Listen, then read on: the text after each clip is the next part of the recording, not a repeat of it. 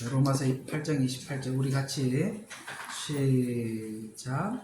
우리가 알거니와 하나님을 사랑하는 자들 곧 그분의 목적에 따라 부르심을 받은 자들에게는 모든 일이 합력하여 선을 이루느니라. 아멘. 합력하여 선을 이루신답니다. 그런데 선을 이룬다라는 말에 선은 뭐냐 이거죠. 선이라는 것이 뒤에 바로 등장을 하고 있는데 이 선을 알지 못하면 우리가 어떤 세운 기준의 선을 이루려고 할 수 있기 때문에 이 선이 뭔지 다음 절 하나 더 보죠. 29절 한번 보세요. 그분께서는 미리 아신 자들을 자기의 뭐예요? 아들의 형상과 일치시키려고 라고 했습니다. 그러니까 선이 뭐죠? 아들의 형상과 일치시키는 것. 이것이 이제 성경에서 말하는 합력해서 뭔가를 만들어 가는데 그 만들려고 하는 목적지가 뭐냐면 아들의 형상과 일치시키려고. 자, 성경에 보면 이런 말씀이 있어요. 예수님은 하나님으로부터 나와. 아시겠어요? 예수님은 하나님으로부터 나왔고 우리는 예수 그리스도 안에서 나와서 어떻게 나온 게 좀 다르죠? 그러니까 예수님은 하나님으로부터 나왔고 그러니까 우리는 예수 그리스도로부터 나와서 의와 그 다음에 그분의 의와 뭐 중요한 단어가 있는데 그게 하여튼 눈이 잘 안 보여. 의와 거룩함이 되었다 이런 말씀이 있거든요. 그러니까 예수님은 하나님이 어떠하심을 우리에게 보여줬다면 우리가 그 예수님이 육신을 입고 이 땅에 오셔서 살았잖아요. 그러니까 살아가는 우리들에게도 바로 하나님이 어떠하심을 예수님을 통해서 보여줬으니까 우리도 예수님을 따라 살아서 누구에게? 하나님께 의가 되라 이렇게 말씀하고 있어요. 그래서 왜 이 얘기를 했냐면 그 뒤에 보면 하나 덧붙이는 말이 있어요. 그러니 너희가 자랑할 자는 그리스도 안에서 자랑해라. 왜냐하면 의가 되고 난 뒤에 자랑이 되거든요. 근데 예수 안에서 의가 된 사람들은 자랑할 게 없죠.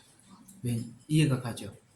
그걸 오늘 여기 보면 아들의 형상과 일치시키려고 이렇게 말씀하고, 그런데 그게 하나님이 이제 우리를 향하신 목적이래요. 근데 그 목적까지 가기 위해서는 하나님이 뭘 하시냐면 합력해서 선을 이루신대요. 합력. 자, 오늘은 이 주제를 한번 좀 다뤄보려고 합니다. 하나님께서 하나님의 형상과 일치시키기까지 우리에게 어떻게, 그러니까 이 일을 시작했다는 증거가 뭐냐면, 그 증거가 뭐냐면 우리가 사람으로부터 굉장한 무시를 당하게 만드는 그 시간이 시작이래요. 무시. 합력해서 선을 이루어요. 그 사람이 누구일지 몰라요. 그러나 여기서도 저기서도 이렇게 합력해서 뭔가를 우리를 만들어가 하나님의 형상을 일치시키기 위해서 만들어 가시는데 그게 처음 출발점이 뭐냐면 무시당하는 것부터 시작된답니다. 그게 있으니까 하는 말이죠. 여러분, 이스라엘 백성들의 출애굽은 어디서부터 출발했습니까? 여러분, 400년 동안 사람 대우를 받지 못했잖아요. 그렇죠? 애굽에서. 그래서 그 무시는 극에 달했습니다. 그렇죠? 오죽하면 남자아이여거든 죽이고 여자아이든 살리라. 여러분, 이건 우리가 인류 역사 속에서 있을 수가 없는 이야기예요. 그렇죠? 이렇게 태어나면 남자면 죽이고 여자면 살리고, 이건 뭐예요? 힘을 갖지 말라는 거 아닙니까? 그럼 여자들은 뭐예요? 진짜 이거 웃기는 이야기잖아요. 그러면 이스라엘 백성들은 아시다시피 광야 생활을 하면서도 자기들의 정체성을 이해할 수가 없었어요. 노예 근성이 계속 나오는 거는 자기들이 너무나도 긴 시간 무시당하고 살아왔기 때문에 몰랐던 거예요. 근데 하나님은 이 노예 같은 우리들을 주인으로 이렇게 주인의식으로 바꾸는 과정 속에서 광야 40년, 그리고 너는 가나안 땅의 주인이니까 가서 주인 노릇하라는 거예요. 주인 노릇을 하기 위해서 광야에서 바꾸는 작업이죠. 노예가 뭐가 되는 거예요? 주인이 되는 거예요. 이게 이제 광야 생활의 목적이라는 거죠. 그런 것처럼 우리가 이런 시작과 출발점은 어디서부터 시작되는 거냐면 바로 이 무시당하는 여기서부터 시작이 되는 것인데요. 자, 이것을 인생은 우리가 살면서 무시당하는 것에서부터 내가 어떻게 반응하느냐가 하나님이 목적하신 아까 하나님 아들의 형상을 담기 위한 이쪽 방향으로 가는 사람이 있는가 하면 정반대 길을 가는 사람도 있어요. 자, 한번 여러분 옛날 기억을 더듬어서 제가 한번 여러분 스스로에게 질문을 할 수 있는 주제를 하나 던져보겠습니다. 여러분 인생의 목적이 옛날에 예수님이 없었을 때, 예수님이 안 계셨을 때, 우리 속에 없었을 때 여러분들이 미래에 어떤 인생을 설계하고 목적을 세웠을 때가 어떤 좀 충격을 받았을 때 우리가 그런 생각을 청소년기에 하거든요. 보통들. 그래서 나는 뭐가 되겠다. 나는 나중에 커서 이런 사람이 돼보겠다. 나는 이렇게 성공해보겠다. 라고 그런 어떤 결정을 할 때가 뭐냐면 누구로부터 엄청난 무시를 당했다던가 거기에 대한 어떤 뼈아픈 추억들이 우리로 하여금 미래를 이렇게 구상하게 만들었던 거예요. 이해가 가죠? 혹 여러분 이 말에 동의하세요? 여러분 누군가로부터 그런 충격을 받았을 때 나 이제 결코 두 번 다시 나 이런 수치스러운 일은 내가 당하지 않을 거야. 그러기 위해서는 나는 이렇게 살겠어. 라는 이런 생각. 이건 뭐 안 해보면은 사람 아니죠. 해봤을 거예요. 근데 여기에서 누가 어떻게 대응하느냐에 따라서 전혀 반대 길로 갈 수 있다는 거예요. 근데 우리가 그렇게 했더라도 나중에 또 한 번 예수님을 만나서 또 충격을 받죠. 그러니까 예수님을 만나서 내가 지난날 나를 위해서 어떤 설계했던 인생의 설계들이 무너지게 되고 어느 쪽으로 바뀌느냐 하면은 그 받은 은혜, 그 받은 사랑에 대해서 내가 하나님 앞에 어떻게 살아갈까라고 두 번 충격을 받았기 때문에 우리가 달라진 거예요. 사실 이렇게 그리스도 안에서 이제 특히 저같이 하나님 앞에 제 인생을 이렇게 헌신하게 된 사람들은 옛날에 아무 목적이 없다가 갑자기 이게 첫 번째 목적이 아니라는 거예요. 첫 번째 어떤 목적이 생겼었어요. 그러나 주님을 만나고 그걸 내려놓고 이걸 받아들였죠. 그러면은 이 두 번째 충격이 더 컸던 거잖아요. 이해가 가죠? 그 충격이라는 것은 선하게도 오지만 대부분 반작용으로 많이 오는 거거든요. 성경에 그런 이야기들이 참 많습니다. 자, 요셉 이야기를 한번 시작해 보려고 해요. 여러분, 요셉은요, 참 아버지에게도 사랑을 많이 받고 곱게 자랐어요. 그렇죠? 이 야곱을 보면 성향 자체가 좋은 거는 엄청 자기가 가지려고 그러고 뭐 싫은 거는 정말 싫어하고 그런 성향이에요. 아시다시피 라헬과 레아에서 라헬을 얻기 위해서 7년 동안 봉사하고 속고 난 뒤에 내가 저 라반하고 거래 못하겠다 하고 돌아서야 되는데 자기가 얻고 싶은 거는 7년을 또 봉사해서라도 얻어내고 말지요. 굉장히 어떤 뭐라고 하나 요즘으로 말하면 참 좀 별로 안 좋아하는 사람마다 그죠? 자기 좋은 거는 끝까지 가지려고 하고 자기 싫은 거는 그냥 안 하려고. 그게 그 12아들 속에 요셉만 특별히 사랑하는 데서 또 드러나는 거예요. 이해가 가죠? 예. 그래서 요셉이요 아버지로부터 그렇게 사랑을 받았어요. 그런데 하나님은 요셉을 쓰려고 하는 계획을 가지고 있어요. 그러려면 이 상태로는 쓸 수가 없어요. 그러니까 채색 옷도 벗겨야 되고, 그렇죠? 그 다음에 사람들이 그렇게 인정받고 그런 것도 다 해야 되기 위해서 하나님은 무자비한 시작을 하는 것이 바로 형들로부터 정말 철저한 배반을, 철저한 고립, 이걸로부터 시작되는 것입니다. 그런데 요셉이 처음부터 이렇게 하나님이 자기는 알지 못하는 하나님이 설계해 놓은 그 길로는 가고 있지만 요셉은 그 가는 과정 속에서 몰랐어요. 뭘 하려고 이렇게 하시는지. 그러나 요셉에게는 한 가지 분명한 게 있었어요. 지난날 하나님께서 보여줬던 꿈이었어요. 그 꿈이 뭔가를 이루기 위해서 가는데 그걸 가는 과정 속에 요셉이 해결해야 될 문제들이 있어요. 그것의 시작점이 뭐냐? 배반이요, 무시당함이요, 철저하게 자기 정체성을 잃어버리는 것입니다. 이게 바로 시작점이에요. 그러나 하나님 손에 붙잡혀서 시작하는 사람이라면 그것이 결국에는 최후에 보면 하나님께서 뭔가를 하기 위해서 쭉 그 길로 가게 되는데 반대의 사람들, 네, 좀 이따 반대의 사람들도 좀 제가 대입시켜서 말씀을 드리겠습니다만, 그래서 이 채색 옷을 벗기면서 그가 경험했던 수많은 그 아픔의 세월들이 뭘 만듭니까? 결국에는 나중에 37장의 요셉의 이야기가 등장해서 41장 39절과 41절을 보면은 이렇게 바뀌어집니다. 바로가 요셉에게 이르되 하나님이 이 모든 것을 내게 알려주셨으니 세상에 너같이 지혜롭고 총명한 자가 없도다. 여러분, 그 채색 옷을 입고 살면서 이렇게 지혜롭고 총명하게 되겠습니까? 우리가 그걸 극복하고 나면 우리는 굉장히 지루해지는 거예요. 그런데 그걸 극복하지 못하는 사람들도 있고 여기서 갈라지는 거란 말이에요. 갈라지는 거라고요. 그래서 너는 내 집을 다스리고 내 백성이 내 입을 따르게 하겠다. 나는 뭐예요? 오직 왕자만 너보다 높다.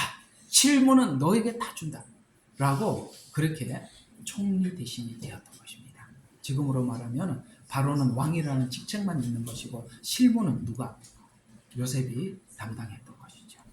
여러분, 이렇게 무시당하고 완전히 고립된 이 상황에서 하나님만 바라봤을 때 하나님으로부터 얻어지는 지혜와 총명함은 세상에 누구도 따라올 수 없는 그걸 하나님께서 주시기 위해서 합력해서 선을 이루는데 그 합력입니다. 형제들도 거기서 한몫했고, 그렇죠? 보디발 집 부인도 한몫했고, 감옥에 있는 술 맡은 관원장과 떡 맡은 관원장도 한몫했고, 합력해서. 그러니까 내게 오는 수많은 사건들은 뭔가 나를 하나님께서 합력해서 뭐를 만들어가고 있다는 것이죠. 그 만들어가고자 하는 게 뭐라? 아까 아들의 형상과 일치시키려고. 우리에게 지혜를 주고 총명을 주기 위해서. 그러려면 이 옷은 벗겨야 합니다. 누구한테 맨날 인정받으면 웃고, 누구한테 조금 무시당하면 뒤돌아서서 눈물 흘리고, 언제까지 그렇게 살겠니? 그걸 가지고 신앙으로 뒤집고 극복하고 얻어야죠. 맞죠? 그거예요. 무시한다는 것은 하나님께서 신앙이 아주 어릴 때는 이걸 안 해. 하면은 실족에 넘어져 버리니까.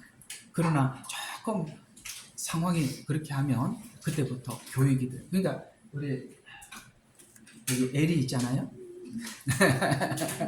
네. 뭐 아까 이제 엄마가 막 그래 가서 사과해. 잘못했다고. 못 하는 거예요.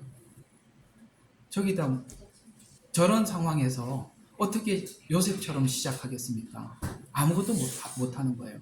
이렇게 사람들로부터 내가 완전히 무시당하고 이렇게 할 때는 그걸 우리가 받아들일 만하기 시작했기 때문에 하나님이 시작하는 거예요. 아셨죠? 아주 신앙이 어리면 하나님 손도 안 대고 그냥 이렇게 얼레고 달래고 우리 하여튼 애기들 하듯이 울면 젖 먹이고 그 다음에 업어주고 그러는 것입니다.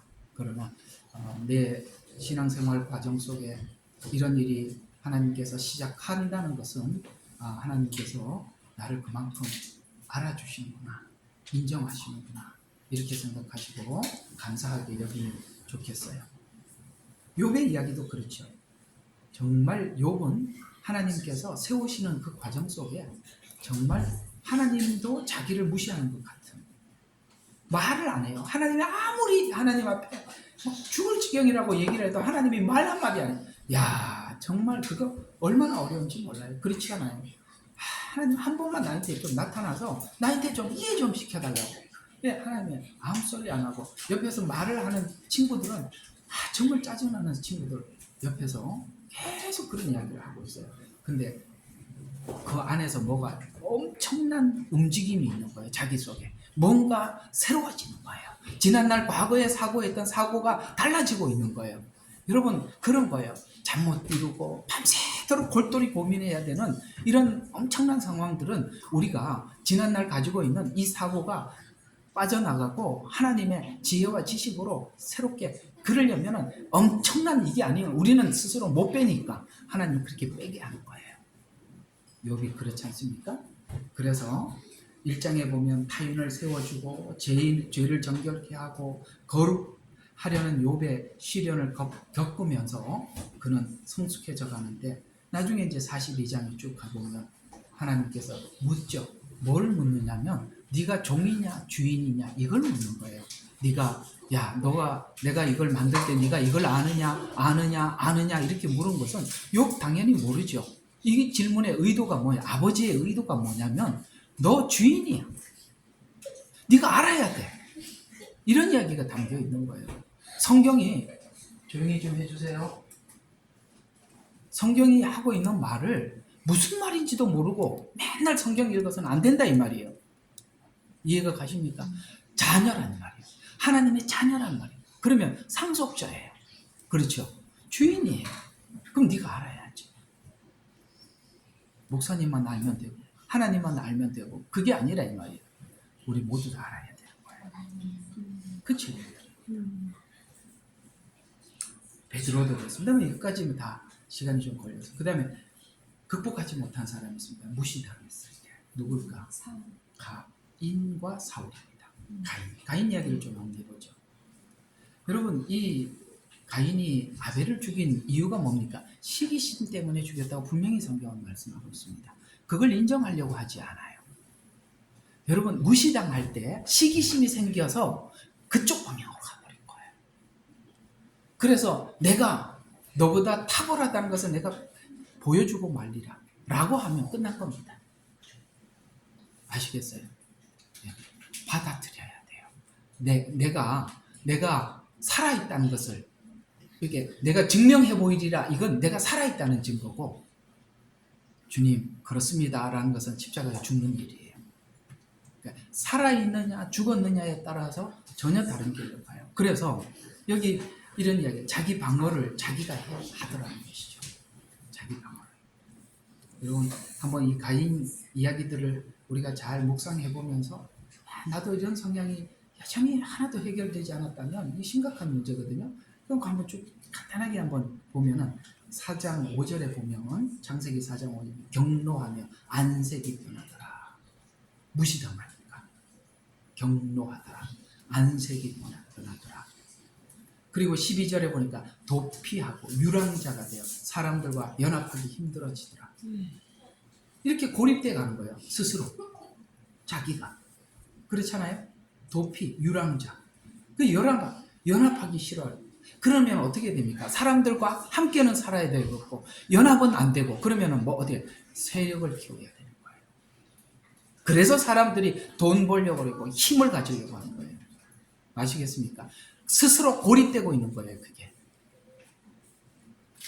국회의원들에게 물어보면 사람들이 꼭 다음에 또 국회의원 당선되려고 별짓 다 하잖아요.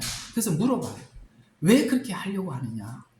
내가 국회의원이 되었을 때는 모든 사람들에게 존중받고 국회의원들 얼마나 편합니까? 그 장관들 불러다 놓고 막 자기가 막 진짜 말도 안 되는 거 질문해하고 막 야단치고 똑바로 막 이렇게 소리 지르면 얼마나 자기가 무슨 세상에 뭐 특별한 사람이 된 것처럼 하잖아요. 근데 국회의원 다음에 차기 당선이 안 되고 보니까 누가 부르는 사람들도 없고 그 무시당하면서 사는 걸 견딜 수가 없더라는 거예요.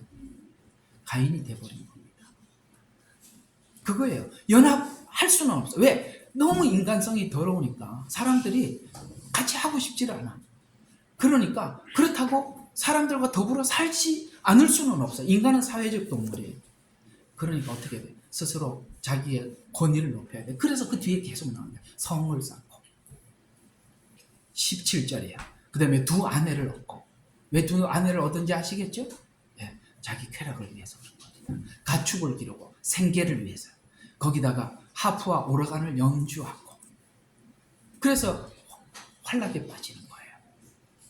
그 다음에 자기 죄를 정당화하며 자기를 고립시켜갔다. 이게 4장 5절부터 23절까지 있는 가인의 줄거리들이에요.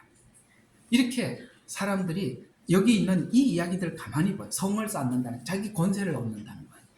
두 아내를 얻는다는 것은 그것 때문에, 사람들로부터 외면받는 것 때문에 그것을 뭡니까? 만회하기 위해서 두 아내를 얻는 거예요. 가축을 기른다는 것은 저장하고 자기의 생계를 위해서 준비하는 것입니다. 그렇다고 해서 우리 정신 상태가 자유가 되는 게 아니니까 그걸 위로하기 위해서 음악을 도입하는 거예요. 그래서 하프와 오르간을 연주하고, 그 다음에 23, 자기 죄를 정당화. 나 옛날에 뭐죠? 이렇게 자기 죄에 대해서 정당화하고, 후손인 라멕이 그러잖아요. 야, 가인을 위해서 7배, 나인테는 70배다. 이렇게 이야기해서 뭡니까? 내 말 앞에 누구나 다 공감해라, 복종해라. 이렇게 가는 거 정말 말종으로 가는 겁니다. 여러분, 여기서 달라지는 거예요. 요셉이 간 길, 가인이 간 길, 사울도 동일해요. 권력으로 경쟁자를 처단하는데 자기 권세를 다 보내고 마지막에 비참하게 죽어가는 거예요. 그런 것입니다. 인생이라는 게 그런 거예요. 그래서 여러분, 이 사울의 생애들을 쭉 보면은 끝까지 이 하나님이 주신 어떤 말씀에 대해서 수용을 못하지 않습니까? 끝까지 자기 방법으로, 자기가 가지고 있는 권력으로 그걸 부인해 보려고 애를 쓰지만 결국 하나님께서는 다윗을 세우고 말지 않습니까? 합력해서 선을 이루어 가시는 거예요. 자, 그러면 우리가 이제 이야기를 좀 여러분들에게 마무리를 해드리고 싶습니다.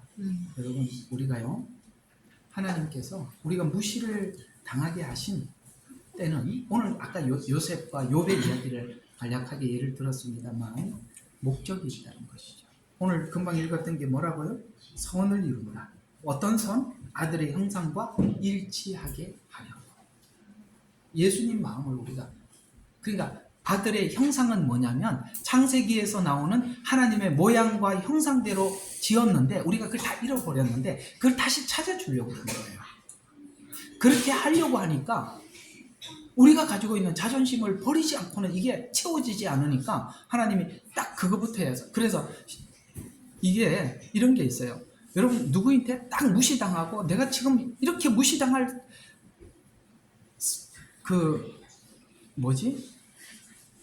군번. 그래 말하면 좋겠네. 내가 무시당할 군번이야? 라고 처음에는 그렇게 생각하는데 나중에 보면 하다 하나님 앞에 훈련을 받다 보면 지금 하나님이 밀고 들어오는 거구나 하고 알게 돼요.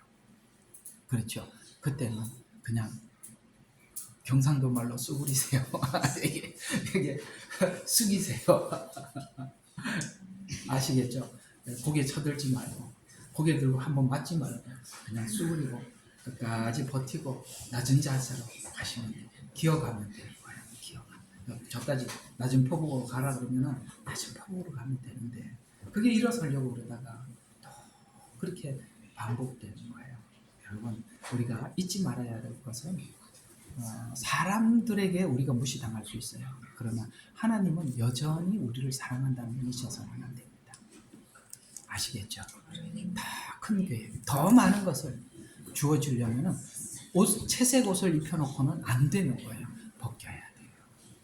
사람들에게 인정받으면 웃고 무시당하면 우는, 이렇게 가서는 아무것도 채울 수가 없는 거예요. 그걸 넘어서야 되는 거잖아요. 자, 그래서 이거는 사랑받는 자는 이렇게 무시당할 때 당당한 겁니다. 저는 그렇게 생각해요. 우리가 보기 싫은 사람을 볼 수 있어야 돼요. 피하지 마세요. 극복해야 돼요. 그 앞에서 하나님 앞에 당당해야 돼요. 참, 저에게도 왜 그런 훈련이 없었겠어요? 정말 교회 가는 게 너무 힘들어요. 그 사람 보면 왜 그런 일들이 없겠어요? 그런데도 해야 돼요. 넘어가야 돼요. 그건 하나님이 뭘 묻는 거냐면 너 사람을 보냐 나를 보냐, 이걸 묻는 거거든요. 예. 우리가 모두 다 사랑한다고 생각하고, 우리 교우들이 서로가 정말 사랑한다고 생각할 거예요. 그런데 네가 나한테 그럴 수 있냐라는 생각 아예 접으세요. 할 수 있겠어요? 섭섭한 생각이 들더라도 할 수 있겠어요? 뭐 고개 끄덕거리는 정도로 될 수 있겠어요? 이걸 하셔야 되는 거예요. 보기 싫은 사람도 볼 수 있어야 돼요. 그게 하나님을 향한 내 마음. 오케이? 자, 우리 성경 구절 하나 읽고 마칩시다. 야고보서 1장 2절과 4절입니다. 야고보서 1장 2절과 4절.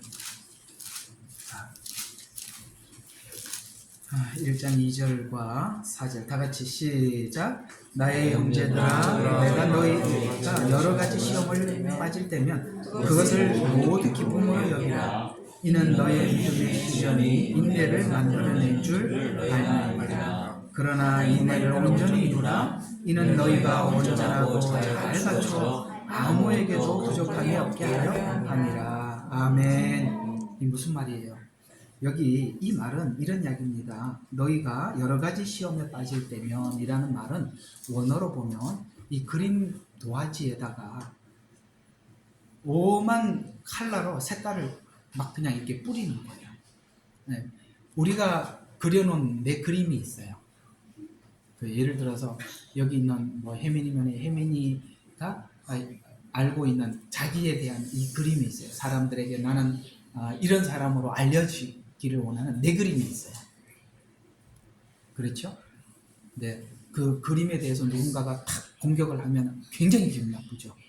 난 너 그렇게 안 봤는데 너 그런 인간이잖아. 딱 얘기해도 얼마나 기분 나빠요. 나는 지금까지 사람에게 이런 사람으로 알려졌었는데 거기다 하나님은 무자비하게 잉크를 묻혀가지고 도화지에다가 칠해버렸다 이런 말이에요. 그게 여러 가지죠. 빨간색. 나는 원래 흰색으로 딱 그림을 하나님 그 느닷없이 그냥 빨간색을 탁 그려버리고 거기다가 막 까만색 칠해버리고 우리에다 마음에다가 막 온 색깔을 하나에 막 뒤집어가지고 와 이게 내가 누구야 이런 생각. 그게 여러 가지 시험이라는 거예요. 그래서 여러 가지 시험에 만나거든 뭐 하라고요? 기쁨으로 여겨라. 와 하나님이 내가 이걸 뿌릴 만한 사람이 됐구나. 그 기쁘게 여겨라. 그러면서 너희 믿음의 시련이 인내를 만들어내죠. 기다려라. 그걸 하나님께서 그 그림을 하나님이 원하는 그림으로 그릴 때까지 기다려라. 참아라. 인내라는 말은 그때까지 기다리라는 거예요. 뿌리고 난 뒤에 아이고 했다. 내가 이거 참았네. 한번 탁 뿌렸는데 그 뿌린 거 내가 견뎠네. 그러면 다시 원점으로 또 돌아가는 거예요. 다 뿌릴 때까지 주여 너 짐승이다 그러면 네 맞습니다. 여러분 성경에 보면 왜 믿음이 좋다 그랬어요? 이방 여인 너 그렇죠. 너 이방 개 아니냐 그랬더니 아유 난 이런 지혜로운 여자 처음 봤어요. 뭐라 그럽니까? 그렇습니다. 저 개 맞아요. 야, 이 말 누가 하겠어요? 근데 그 뒤에 말이 기가 막히지 않습니까? 나도 주인의 상에서 떨어지는 부스러기를 먹을 수 있습니다. 그렇죠? 주인의 개잖아. 와, 그걸 보고 하나님, 예수님 너무 감탄하신 거예요. 야, 이만한 믿음을 본 적이 없다. 여러분, 받아들이는 그거예요. 그때 달라지는 것입니다. 그런 것처럼 여러분 왜 교회와 가정을 두셨냐면 하나님은 교회를 사랑하시고 가정도 정말 사랑하시는데 교회와 가정은 하나님 앞에 어떤 역할을 하는 것이냐면 우리에게 채색하는 역할을 하는 것이에요. 하나님은 두 개를 골고루 필요에 따라서 합력하여 선을 이루세요. 그러니까 교회에서 상처를 받으면 집에 가서 위로받게 만들고 또 집에서 상처를 받으면 교회 가서 위로를 받게 만들고 이상해요. 이게 왔다 갔다. 근데 하나님이 어느 때는 깊이 연단을 할 때는 가정도 교회에서도 전부 다 무시당해요. 여러분 요셉은요 누구인데 하소연할 사람이 없어요. 아버지도 죽은 줄 알았다니까. 죽은 사람 취급하고 살았던 거예요. 누가 요셉의 그 정체성을 알아주겠어요. 그러는 가운데 그래서 시편에 보면 요셉이 그 과정을 이렇게 착고에 갇혔다. 여러분 그 감옥에 가면 이렇게 착고 채우듯이 그걸 채워서 인내의 시간을 보디발 집으로 감옥으로 그렇게 보내셨대요. 그랬더니 요셉에게 뭐가 생겼어요? 지혜가 생기고 총명이 생겨서 이 나라를 하나 맡겨도 정말 지혜롭게 다스 왕이 손댈 게 없는 지혜가 생기더라.